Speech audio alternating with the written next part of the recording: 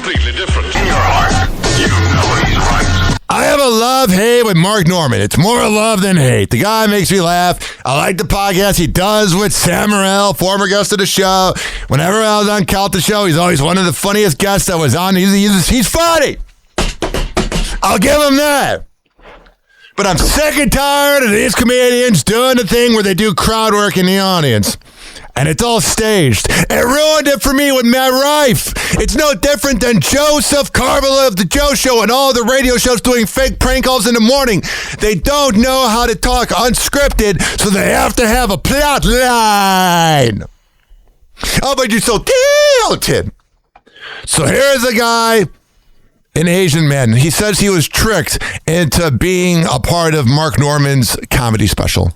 In honor of AAPI month, I need to unpack a really unsettling and racist experience I just had at Mark Norman's comedy show. So I got an email from Gotham Casting 2 days ago. This happened last night.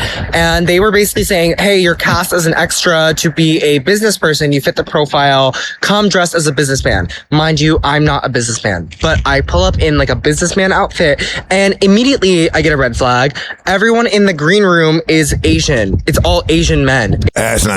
Asian businessmen. And most of those people weren't even business people. They were just dressed as one, okay?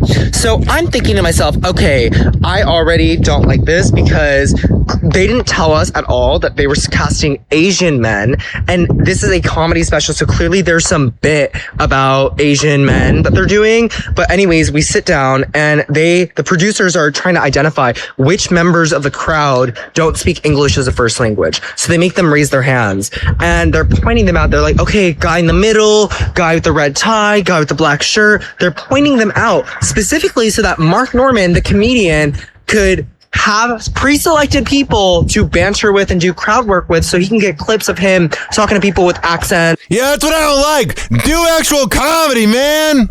I grew up worshiping comedy. Listen to Opie and Anthony, Brandmeier, Steve Dahl, Ron and Fez.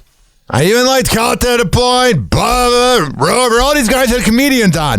But they're all douchebags with no social skills. And the only redeeming thing they have is they know how to make people laugh. And making fun of people who couldn't defend themselves. And it just gave me such an ick.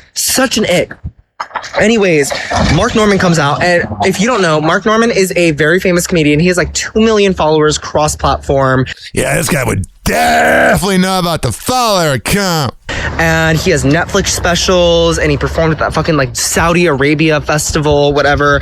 Anyways, I guess he started a new show called Human Trials because I looked into it because I was like, what the fuck was this? And the premise of Human Trials is to do comedy to one specific demographic. That's nice. The previous episodes that he's had were 50 bald men, 50 Gen Z girls. And I looked at the trailer and the other demographics he's hitting is 50 nuns, 50 deaf people, 50 frat boys, 50 bikers, 50 clowns, and then 50 Asian businessmen. Now, let's just sit with that because why is it that Asian businessman is the one time you're going to cross over from demographic to racial group, you know? Because he's a douchebag. And I find it really interesting that it was only Asian men that were targeted. He didn't do 50 black women, 50 Latino men, 50, you know. All right, there you go. There you freaking go. Happy hour. Happy hour.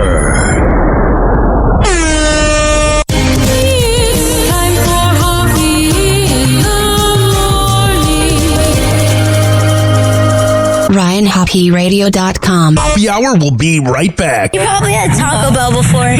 Whenever we're going outside, all I smell is poop. In the nuts, and we'll call it a day. The semen was so big. Oh, yeah.